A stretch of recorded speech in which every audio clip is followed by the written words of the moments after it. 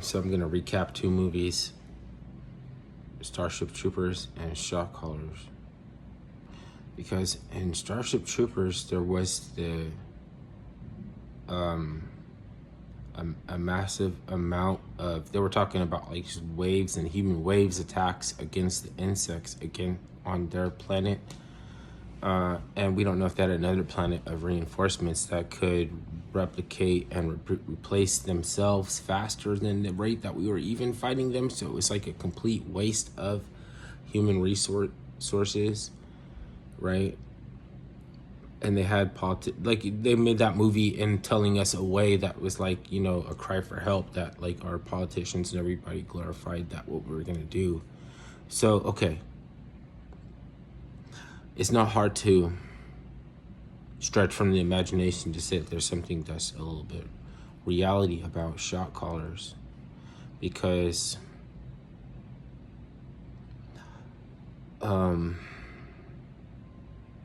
weapons trafficking that people like FYBJ Maine was talking about, how they would have trains stop in certain neighborhoods and people would wonder what was inside them long enough for somebody to go and break the lock, and fucking then they would have like all this guns. But if for other types of crimes there was like no mercy, but there was no adjudication of the crimes of, you know, removing the guns themselves, because they didn't care if they did it, right? So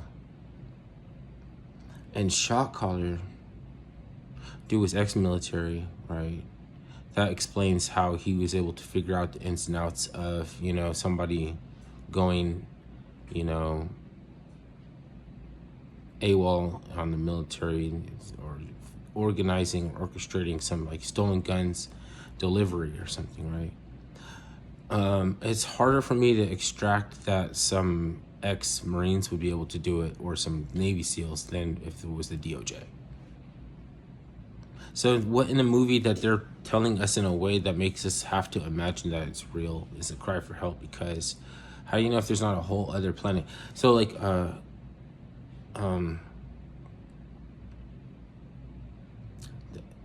it's not just BJ Maine that talks about those type of guns delivery. There's like two other well-known, I don't want to name drop now.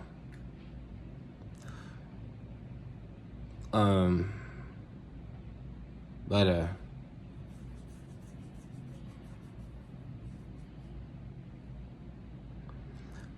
like they should have delivered those guns to the border of Canada and Mexico. Then fuck it. If you're gonna be like that, push out the borders, broaden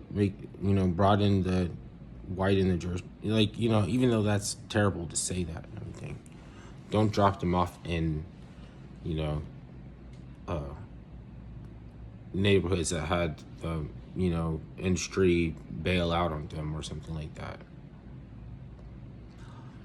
So they made the movie Shot Callers, but yet it's hard for anybody to associate that they could get the holy roller aspect and shapeshift into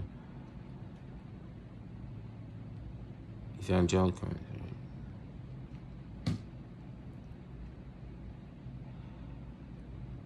They're willing to do that, and they have to anyway, because it's Department of Justice. Justice comes from the vicar of Christ, and they have to become evangelical. You know, like Hell's Angels has to be answerable to the Vatican on some point level somewhere. There's a chapter somewhere that's running Shot Caller that talks to Vatican. They tell you in a movie, and then fucking it's not like that's a conspiracy now. Like, could they have fucking... I thought that Hollywood was paranoid and they always had to put facts in their movies, you know. So they tell us a fact and then they show us some drama to scar you emotionally. Okay, but so why do we get scarred emotionally watching then? because later on that you'll want to like say that, oh, that shit just doesn't happen. That's in the movie, man. Shut up.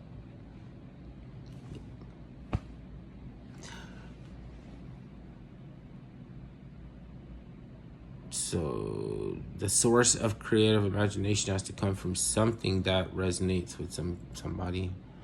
So a lot of these movies are like made for you to think it's ridiculous to suggest that this goes on, not in my backyard, what's special about your backyard than any other backyard? If shit's gonna pop off, it's gonna pop off because everything happens for a reason. Then you could say you never thought that person was like weird or anything. Can't believe that he, had all that going on inside his apartment or something. Like, I thought I smelled something funny. Oh no.